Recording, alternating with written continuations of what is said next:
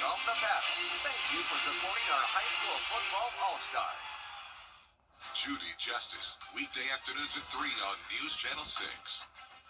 Was riding down the highway, the logging truck turned, the log came through, hit me in the head, and hit my daughter-in-law in the face. I had saw Austin's commercial on TV. I looked his number up on the internet, and he got right back to me.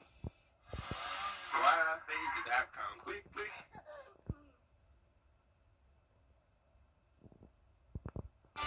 Right now on News Channel 6 at 5, possible changes coming to Richmond County Schools, how you can make your voice heard as Your News at 5 starts now. Live from Television Park, this is WJBF News Channel 6 at 5. Hey everybody, I'm Brad Means. We do thank you for joining us. Jenny is off tonight. We are going to begin with a first check of our weather. You know, conditions are changing as we approach the weekend. What will happen? Well, the one person who has been keeping a close eye on things is our chief meteorologist, Jenna Petracci, joining us now with first weather. Hey, Jenna. Hey, Brad. Yeah, we have an interesting setup coming our way this weekend for sure. In the meantime, it is very, very chilly today. And here's a look at our Terry Lambert Hyundai Skyview cams all across the CSRA. And if you look closely, you can see some of these cameras, especially over at Wellstar MCG, shaking. And that's because we have some pretty gusty winds today. The temperatures are cooler than yesterday by 13 degrees in Augusta. And that's putting us at only 41. Typically, we'd have low temperatures in the 40s, but that's where our highs are for today. So well below normal, even for January. 37 in Crawfordville, 39 in Gibson. And then when you factor in those gusty winds, it's feeling even colder than that. It's actually feeling like it's freezing outside currently in Augusta and Aiken, feeling like 28 in Washington and Crawfordville.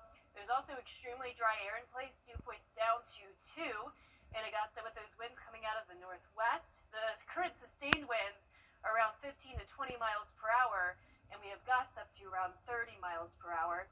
Now, for the rest of our evening, it's going to stay chilly, of course, and we'll actually get down to 30 by 9 p.m. And once the winds settle down overnight, that will help to allow the temperatures to go all the way down to the 20-degree mark. Now, Saturday, things get a little bit warmer. We just have a slight chance of rain. But then on Sunday, that's when we could have both rain and snow. And I'll have a look at your futurecast for that coming up. But back to you, Brad. All right, Jenna, thank you. Coverage you can count on continues with a big conversation about potential changes coming to some Richmond County schools. Tonight, the first of 3 public hearings on the proposed consolidation plan. The school system is going to have their first meeting at Josie High School, which is where Graham Lee is standing by live. And Graham, I know you talked to Josie alumni about what could happen with the high school and Murphy Middle School. This goes back to last month's decision by the school board at their meeting on December 16th to approve 3 public hearings to get feedback from the community about these changes. So we talked to Josie alumni about them, and they had quite a bit to say about these proposed changes. Shantae Bradley has been organizing the Feed the Community event at Josie High School for the last 16 years. She's concerned that could change if the plan moves forward. I'm very concerned about what's next. You know, are we going to be able to have it? And then, you know, what I can't call it anything else because it's based and founded from Josie in the heart of Josie and the alumni from there. The plan calls for Josie and Murphy Middle School to be torn down by the end of the school year and rebuilt into a district-wide career academy. Alumni say they want to see the space put to good use, but are concerned about a potential name change at the proposed facility. Having a college and career academy where services are offered in this lane makes sense. So that needs to be updated, and nobody is arguing against that for Josie. We're just arguing, don't change the name, don't remove the legacy. School district policy requires a naming process anytime leaders pursue a new project. A naming committee is in place with alumni, historians, and current employees, and they will decide the facility's name. We understand the legacy that TW Josie has in our community, and we want to honor that as much as possible, but keeping the focus too on creating great programs for our students and helping them thrive, adapt, and lead in an ever-changing world. If the plan moves forward, work on the Career Academy would start later this year with the goal to open for students in fall 2028. Current students would be rezoned to other schools in the district. We know we can feed and bless people from anywhere, but we do it at Josie for a reason. We want to make sure we're not erased from the history in this piece. As the 15th Street corridor is updated, Josie wants to be updated with it, not replaced. That first meeting tonight is here at Josie High School starting at 6 p.m. We'll have two more meetings later this month, one at Barton Chapel Elementary School and the other at the school board office on Broad Street. And the school board will make a decision on whether to move forward with the plan on February 10th. Live in Augusta, Graham Lee, WGBF News Channel 6. Graham, thanks. Columbia County now, where the Planning Commission is going to have a public hearing tonight on two proposed data centers. Take a live look now at the Evans Government Center on Ronald Reagan Drive. News Channel 6 videographer Avery Van Dusen, thank you for that. Good looking picture there on this pretty late afternoon. One of the properties where the data center could go is about 1,000 acres between Lonergan Home Road and Nature's Way in Appling. The other about 3,000 acres right across Appling Harlem Highway. Tonight's hearing is at 6. A murder suspect now in jail in Richmond County. U.S. Marshals were looking for Tyleek Estella in a murder case out of New York. While investigators say he barricaded himself in a home on Smoke Tree Road in the Pepperidge neighborhood yesterday afternoon. He eventually surrendered, as did another person, Tremaine Estella, who was also inside the home. More tree damage from Hurricane Helene is being revealed as they drain the Augusta Canal and let crews remove several big trees that fell in the water during the storm. Heavy equipment is now on site to cut the trees and get them out. They could pose a threat to the water supply if we're not careful, the drinking water. We know that we pull a lot of water out of the canal there at the raw water pump station. So obviously any of that could come down, clog up those intakes. That's our raw water. They could even go further past that and clog up, say, important gateway structures, discharge gates. And of course, they'd give a pretty good bit of concern to the Canal Authority and their electric generation. That tree removal is expected to take 2 to 3 weeks. And it's just the first phase of a $32 million repair project at the canal. They do want to keep that part of the canal trail open to the public during the work. The Community Foundation for the CSRA awarding more than $700,000 in grants to nonprofits today. Kim Vickers reports. For 30 years, the Community Foundation has supported the missions of hundreds of nonprofits by connecting them with donors and providing grants through an endowment. It is a community endowment that's been contributed to most significantly by the Masters Tournament for 29 of those 30 years. And that gives us both an opportunity and a responsibility to support those who are helping those least fortunate in our community. Thursday morning, the leaders of those 59 organizations gathered to celebrate this year's grant recipients. The grants make a big impact on the community. We have made over $12 million in grants through this program itself. Just the Community Grants Program has awarded to hundreds of nonprofits over these years. Some of the organizations awarded grants this year include Bridge Builder Communities, Friends of North Augusta Animals, Gap Ministries, and Rise Augusta. Rise Augusta primarily is an education nonprofit, so our goal is to get children reading on grade level. Each nonprofit received between $10,000 and $15,000, which Cook says is a big deal. It's the reason why we exist. When we first started this organization, we had $60, and we didn't even know where that came from. And the Community Foundation is actually more than a funder. They're a resource for any nonprofit. Barry says she's blessed to be a part of the Community Foundation of the CSRA, and she looks forward to continuing to help local nonprofits who serve the community. In Augusta, Kim Vickers, WJBF News Channel 6. In his final State of the State address, Georgia Governor Brian Kemp highlighted his top budget priorities for the year. For instance, he wants a one-time $2,000 stipend for teachers, school staff, and state employees, and another tax rebate for all of us. Governor Kemp says because of a continued budget surplus, the state income tax rate will drop. He's also suggesting $550 million to improve major roadways, local road projects, and rural bridges. Since 2019, we've welcomed the 3 largest economic development projects in state history and continued Georgia's streak as the #1 state for business for an unprecedented 12 years in a row. But here in the best state for business, we don't just welcome big companies. We also champion small businesses that have a big impact on local communities. Governor Kemp also proposing a new Dreams Scholarship, the state's first needs-based scholarship aimed to help more students afford college and graduate. Speaking of graduation, prom season is almost here. That's going to mean dresses will soon be in high demand, and that is why News Channel 6 is once again hosting its annual Giving Gown event. It helps high school girls find the prom dress of their dreams, and it's free. If you have dresses you'd like to donate, please do, right here at Television Park all the way through February 6th. And then the actual Giving Gown event is February 7th, 9 in the morning till noon at First Baptist Church of North Augusta. Still ahead, screen time and its effects on kids. What Senate lawmakers had to say about the subject. This season of Family meal tonight. It's bow time. Get clear, accurate stories that don't waste your time at WJBF.com. Welcome back, everybody. Today, lawmakers in the U.S. Senate talking about the effect of screen time on teens and tweens. Kristen Eskow has more.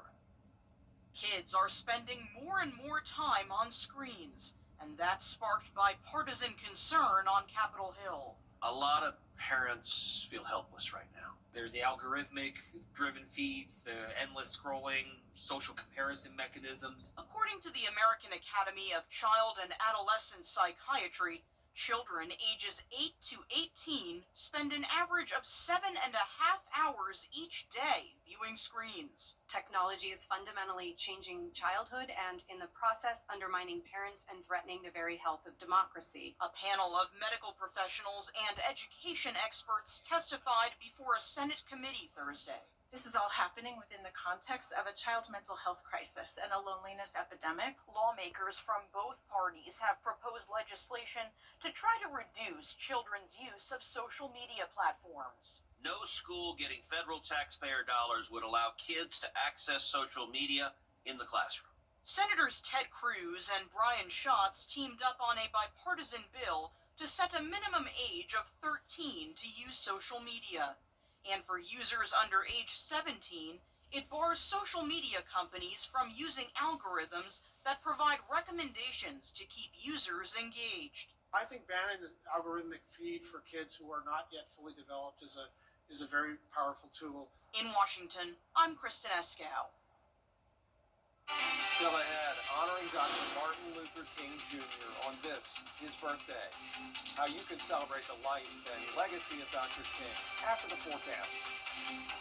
It's a windy Thursday evening, and then tomorrow morning it is going to be very cold as temperatures fall to around 20 degrees. We warm up a little bit on Saturday, but then we go into Sunday with a possible winter mix before warming up big time next week. I'll have your full Bay for 6 forecast when we return. You can't always choose the weather, but you can choose your weather app. Go with the most accurate and most trusted, the Live 5 to 6 mobile app. Download it today. So how are you feeling about your current money manager?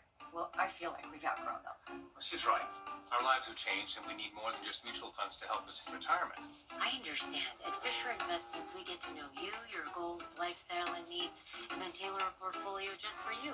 That's good to hear. Can you help with estate planning? Yes, and we can also help you with Social Security, investment income, tax-efficient strategies, and more. Wow. At Fisher Investments, we're clearly different. I'm Gwen Fulcher-Young.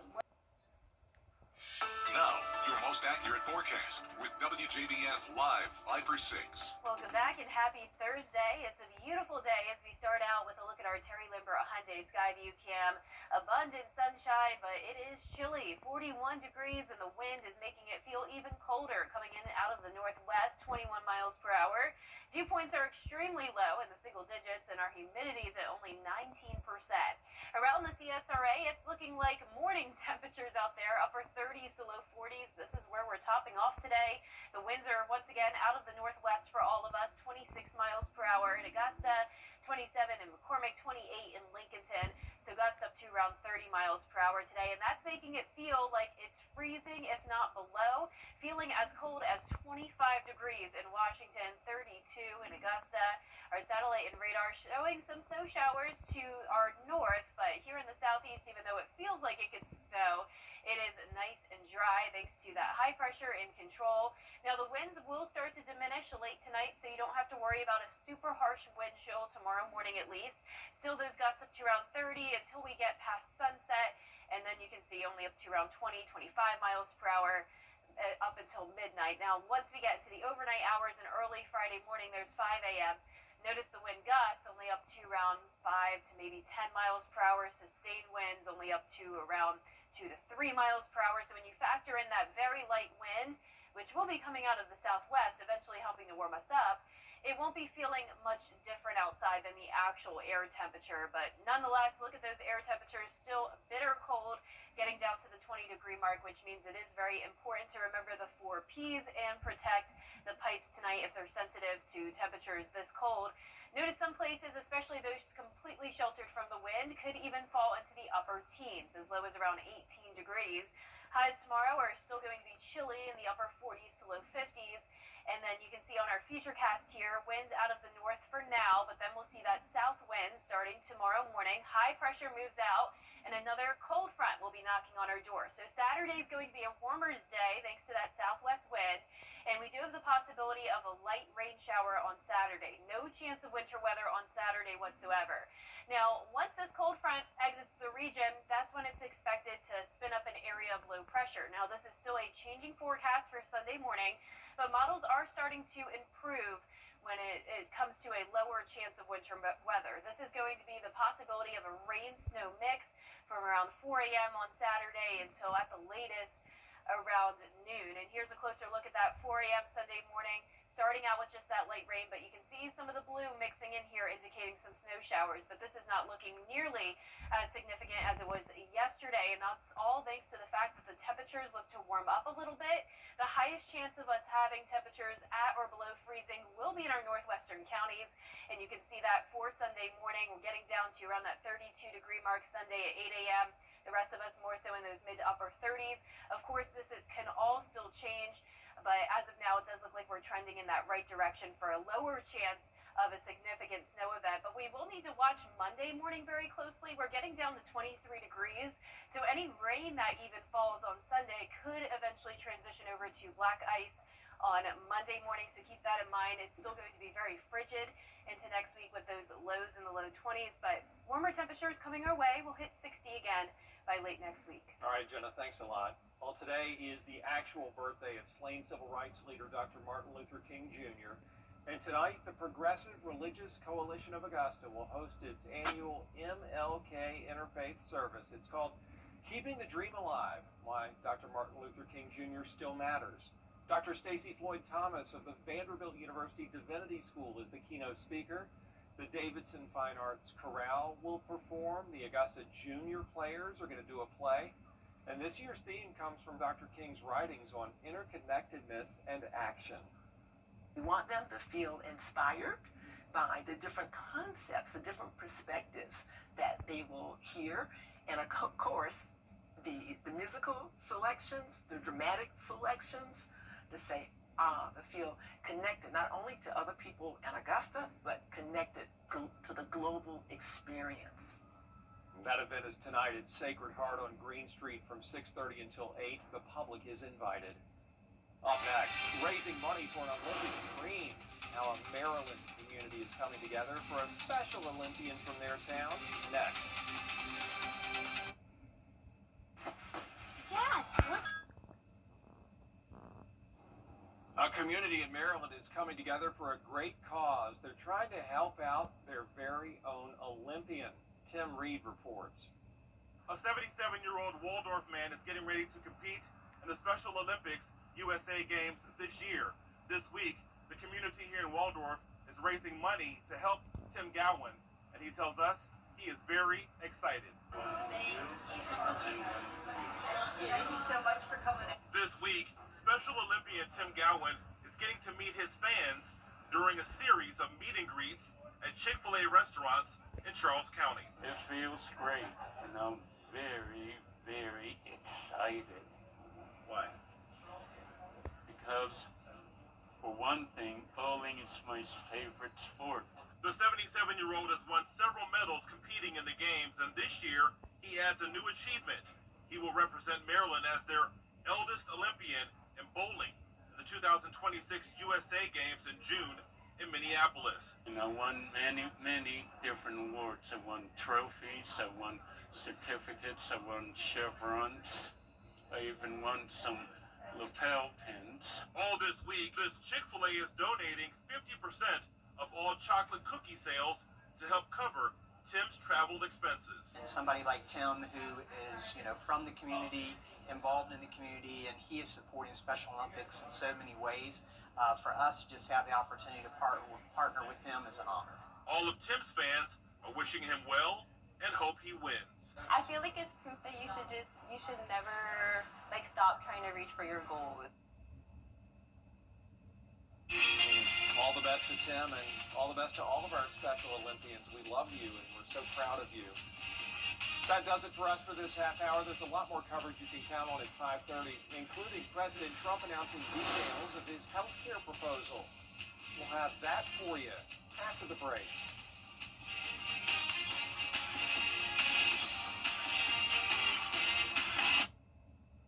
At Lionel Smith. The Live 5 for 6 Skyview Network, sponsored by Terry Lambert Hyundai. Live from Television Park, this is WJBF News Channel 6 at 5:30.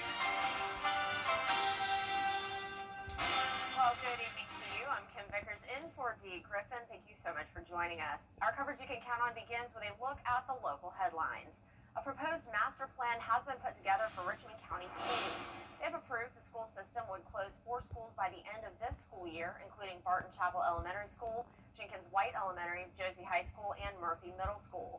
The plan calls for Josie and Murphy Middle to be torn down and rebuilt into a district-wide career academy. And in Columbia County, the Planning Commission will hold a public hearing tonight on 2 proposed data centers.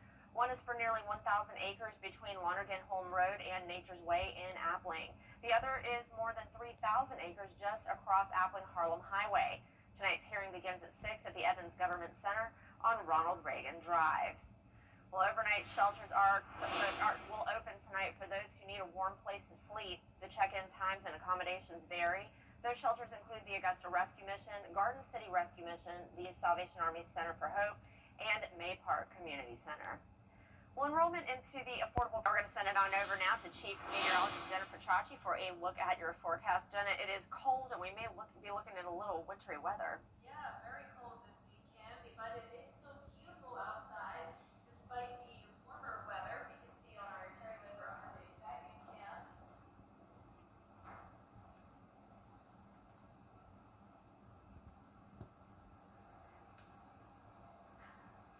All right, we can see on our Terry Lambert Hyundai Skyview cam now that we do have a beautiful view despite the cold air in place. We have lots of sunshine today, and it is much colder than it was 24 hours ago by around 13 degrees in Augusta. Current temperatures are in the upper 30s to lower 40s, 41 in Augusta, 38 in Aiken, and you can see when you factor in the winds, it's feeling even colder than that in the upper 20s to low 30s. So feeling like the freezing mark in Augusta with very dry air in place. We have dew points in the single digits at this time. Winds are coming out of the northwest. We have the sustained winds up to 21 miles per hour in Augusta, gusts up to around 25 to 30. So it's going to be breezy over the next several hours. Temperatures dropping to below freezing at 30 at 9 p.m. And then once the winds settle down overnight, we will drop all the way down to 20 degrees on Friday morning. A little bit warmer on Saturday with a slight chance of rain. And then Sunday is the day to watch for that potential rain-snow mix. I'll have more details on that coming up. And back to you, Kim. All right, Jenna, thank you. Well, today, the district attorney prosecuting the case against News, New York. Coming up, one is a musician, the other an actor. Danny New tells us how they came together. What's trending is next. Windy conditions this evening and then a hard freeze tomorrow morning with temperatures plummeting down to the 20-degree mark. A little bit warmer on Saturday, and then we're tracking that potential winter mix on Sunday, followed by a more steady warm-up next week. I'll have your full Vapor 6 forecast after what's trending. 113. Welcome back. It's time now for What's Trending. 4 NASA astronauts returning home this morning after their mission to the International Space Station was cut short due to a medical evacuation. No other space station crew has ever been forced to do this. The crew landing in San Diego a month early because of an undisclosed medical issue. All 4 astronauts look to be in good spirits as it's unknown which member had those medical problems. NASA did confirm the person is in stable condition and the return was not an emergency. Now, the 4 astronauts will fly to Houston for a routine evaluation, and the sick astronaut will undergo testing. I'm definitely glad to hear that it wasn't anything serious, it wasn't anything, emergent, but that they just needed to get those people home and make sure everybody was okay. So it sounds like everybody is, and that's great. Well, it started out as a little crush, but turned into a full-blown romance. Here's Danny New. Am I now about to fly across the world to meet him for the first time? Yep. Yeah, I am. A relationship that started with an Instagram message from across the world has now turned into an internet obsession. The comments are crazy sometimes. Yeah.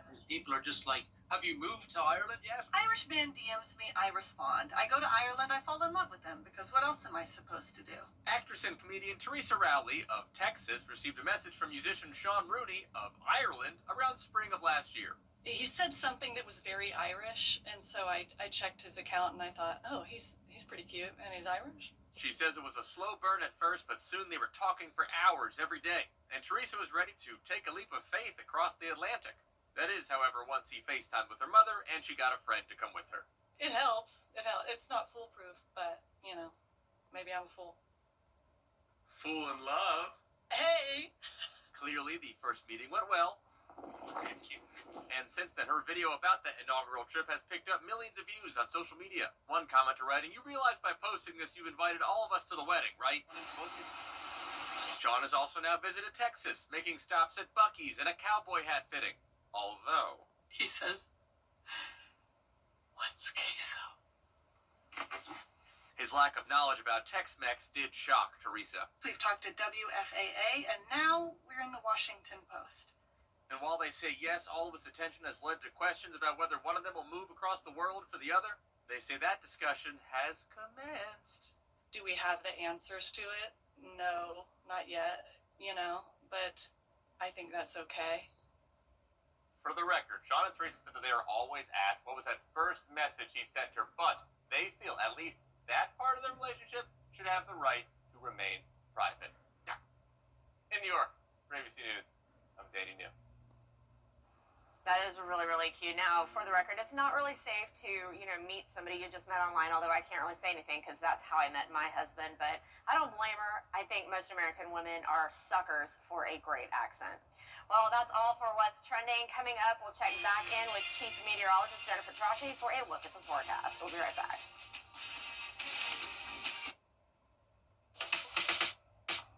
'26 is your year, but don't wait.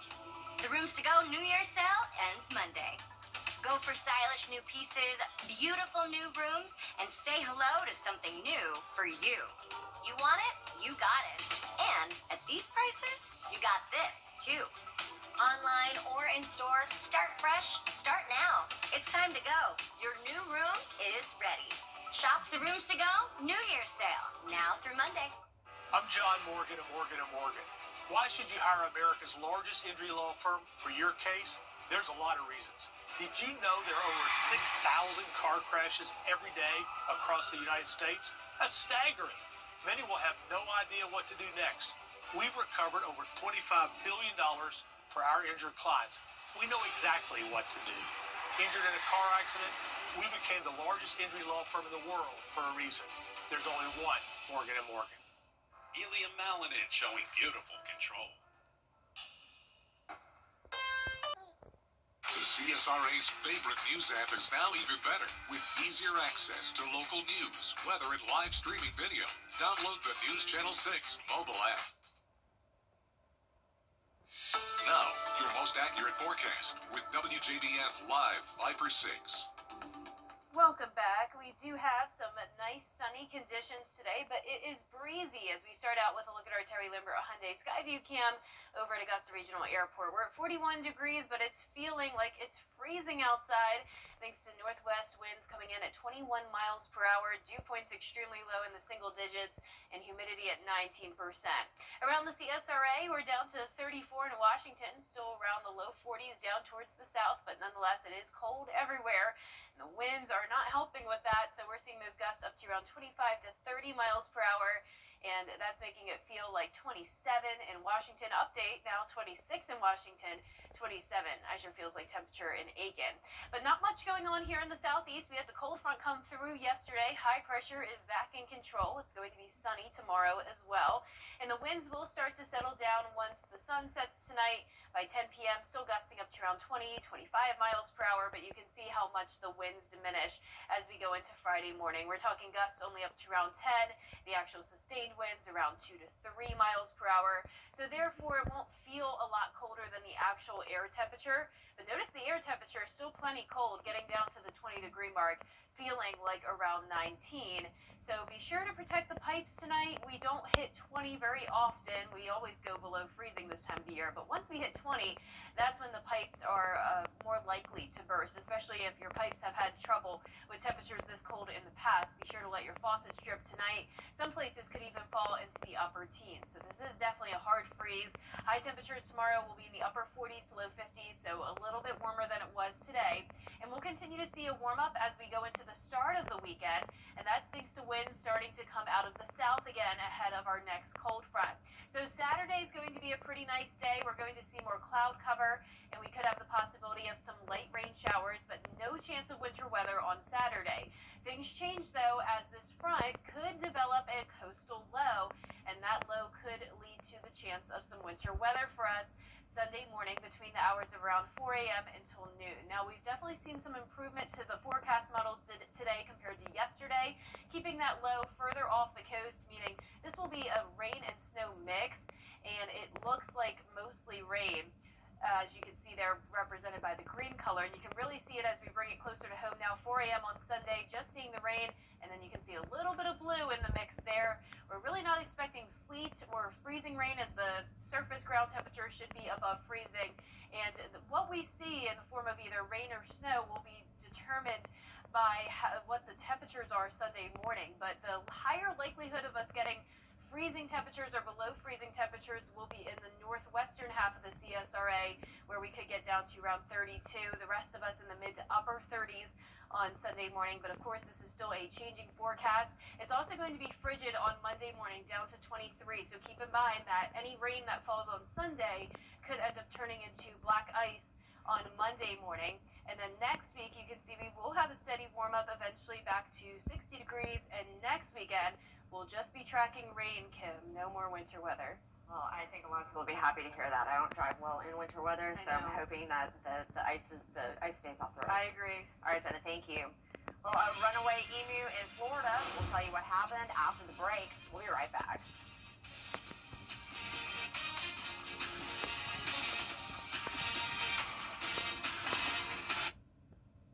I'm attorney Latasha Barnes from the Barnes Law Office right here in Augusta, Georgia. If you've been injured, call me first.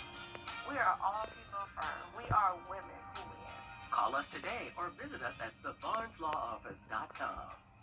At Family Pharmacy in Aiken. It is a Viper 6 alert day as we track severe weather.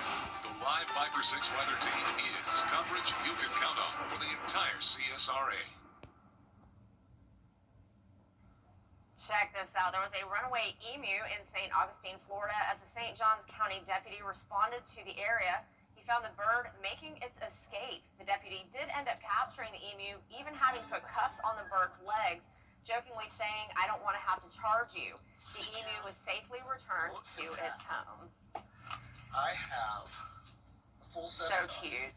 Well, emus are a little bit scary. I've had some run-ins with those. Well, that's it for this half hour. More coverage you can count on is coming up at 6, including more damage from Hurricane Helene being exposed. And the city of Augusta is going to great depths to remove it. George Escala has the story up next.